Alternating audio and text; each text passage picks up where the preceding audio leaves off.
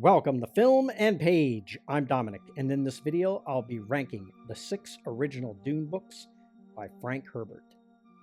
Now, this is a video I've debated with myself making for a long time. The reason I haven't is because it's been over 20 years since I've read some of these books. I've read Frank Herbert's Dune multiple times. I've reread Dune Messiah a few years back.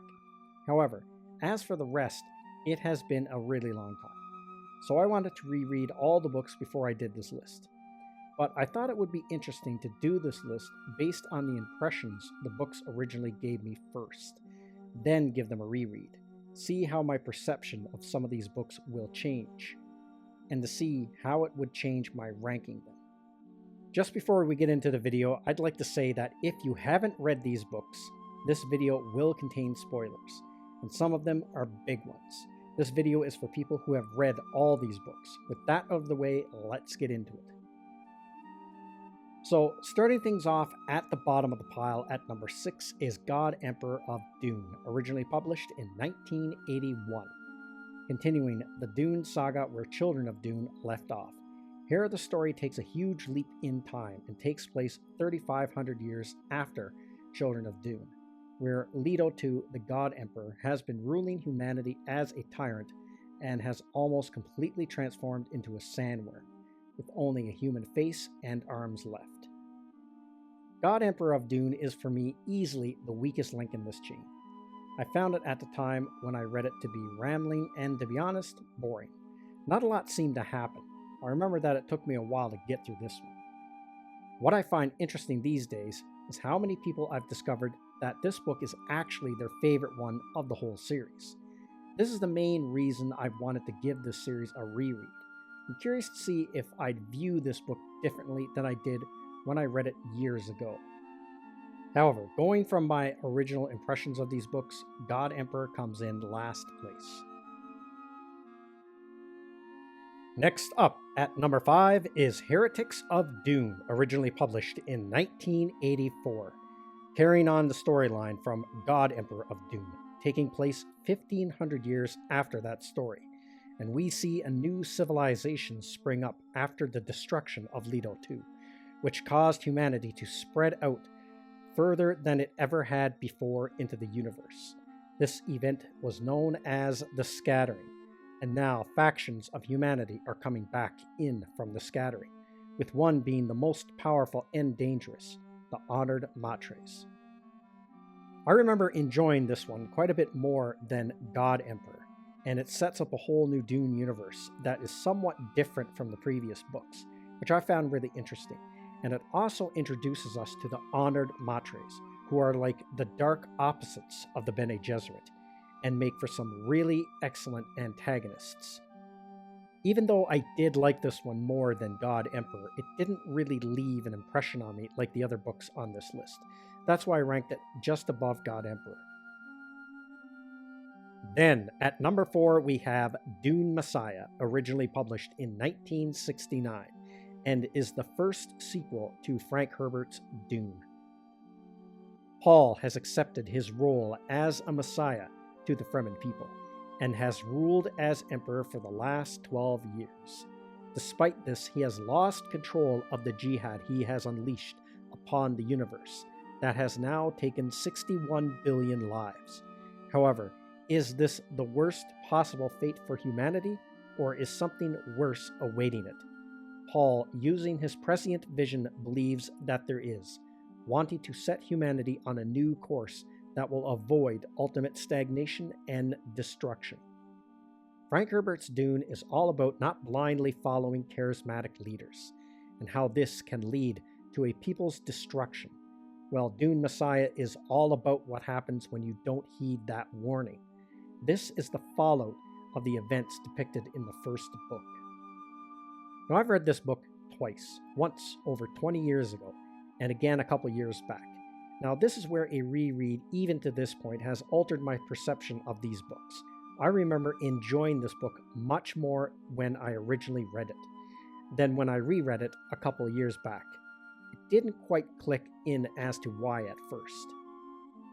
This is one book I see a lot of people being disappointed in after reading Dune, and I never really understood it until I reread it. It does feel like a weak follow-up. It isn't as exciting as the first book, and it doesn't have that nice, satisfying, epic ending like the first one. Also, it is a much shorter book, not even 300 pages. The other thing I found for me personally is it felt incomplete, like I didn't feel fully satisfied after reading it. So why the difference between my first reading experience and my second? The difference being that when I got my copy of Dune Messiah, it was through the Science Fiction Book Club, and it was kind of a 2-for-1 deal. My copy had Dune Messiah and Children of Dune together in one book. So when I read it, I read both Dune Messiah and Children of Dune back to back like it was one big story. That was what made the difference. It's almost like they should have been one book instead of two. And if you want to get the most out of Dune Messiah, then you should read it combined with Children of Dune. Now, don't get me wrong, I still enjoyed Dune Messiah, but on its own, it did feel a bit meh. However, combined with Children of Dune, it's much better and feels complete. Now we are heading into the top 3 books with Chapterhouse Dune, originally published in 1985 and is the last Dune novel written by Frank Herbert. Directly following up the events of Heretics of Doom, Chapterhouse Dune sees the Bene Gesserit on the ropes by the honored Matres, who have at this point conquered most of the old empire, destroyed Arrakis, and has wiped out the Bene Tilax civilization, with the exception of one Talaxu master remaining, who traded Gola technology for protection by the Bene Gesserit on the planet Chapterhouse. The Sisterhood is terraforming Chapterhouse so it can support the sandworms, and using Gola technology to revive figures from the past to help them defeat the deadly honored Matres. It's strange to think now, but I remember this book being really hard to find back when I was originally reading these books. Now it is really easy to get, but about 20 years ago when I was trying to hunt this down, I had trouble securing a copy.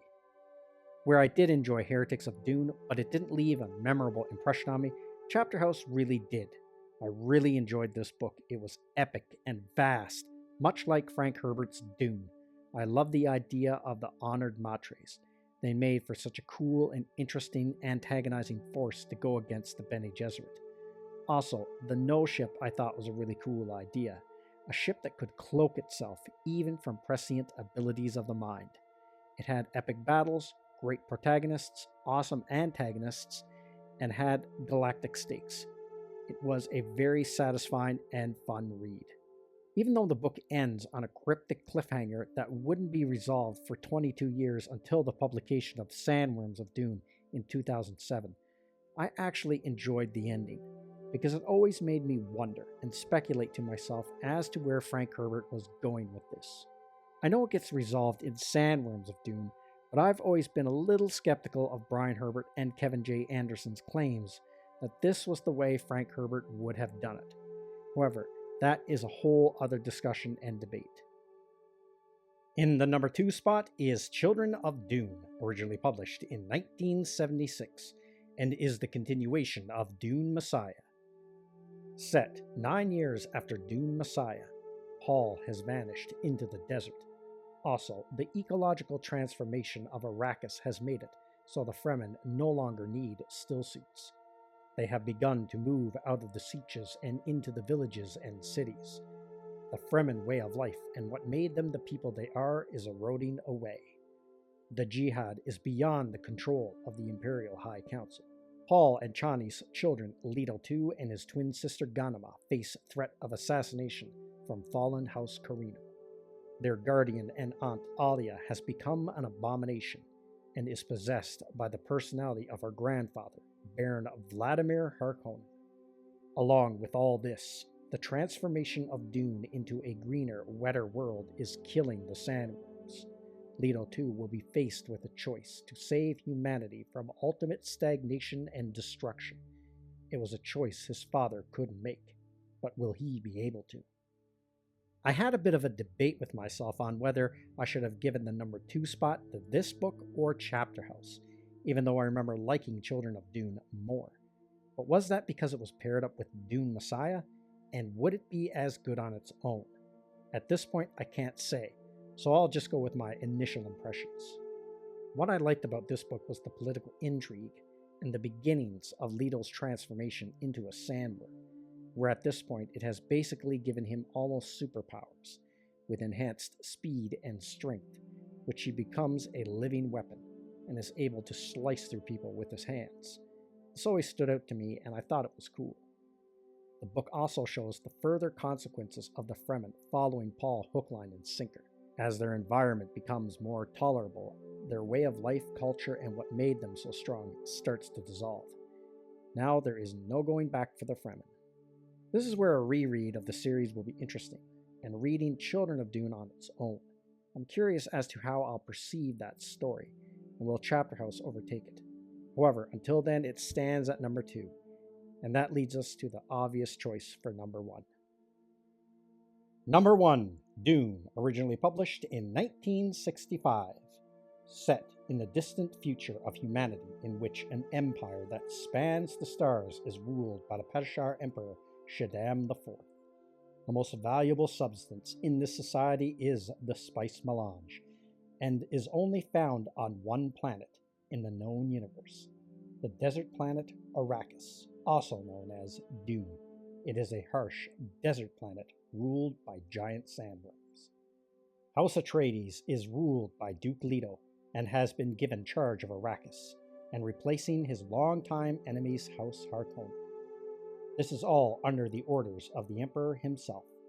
But could all this be a trap? An underhanded scheme cooked up by House Harkonnen and the Emperor himself?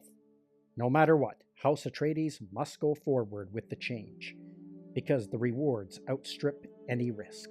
However, House Harkonnen and the Emperor have overlooked something. That is Duke Leto's son, young Paul Atreides, and his Bene Gesserit mother, Jessica. Now what more can I say about this book that I haven't already said on my channel? I first read this book when I was in my early 20s, and it immediately became my favorite science fiction book of all time, and has grown to be my favorite book of all time, period. It has the best story out of the original 6, and not only that, it works just as well as a one-off self-contained story. So if you really wanted to, you could just stop with the first book. I've read this book more than 5 times over the years, and will read it again at some point in the future. The message of the book went over my head upon the first reading, but when I did get the message, it was one that really resonated with me, not blindly following charismatic leaders. And when most people think of that message by Frank Herbert, I wonder if most think of world leaders, like kings, emperors, presidents, and prime ministers. However, I think this message can apply to smaller scale people that are in your life, like a coach, teacher, instructor, or even a boss at work. I know I have myself been hoodwinked by people like this in my past. There is just something about the universe Frank Herbert created that really fascinates me. I've always loved the far distant future that has gone feudal. It has this mysteriousness to it. It feels very alien, but also medieval at the same time. It's hard to put into exact words. I just love the whole thing. The Dune novels are my favorite series of science fiction books, and Dune is the best of the best. It's crazy to think that it has been over 20 years since I first read these books. Even though it has been that long, and I've read many more science fiction books since then, the original Dune saga by Frank Herbert is still my favorite. That's everything I have to say in this video. Let me know what you think in the comments section, and I will see you at the next one. I'd like to say thank you to all of my subscribers. I appreciate you all in helping this channel grow. If you're new to the channel, don't forget to like, share, and subscribe. Also, don't forget to hit the bell icon so you'll be notified when new videos are uploaded.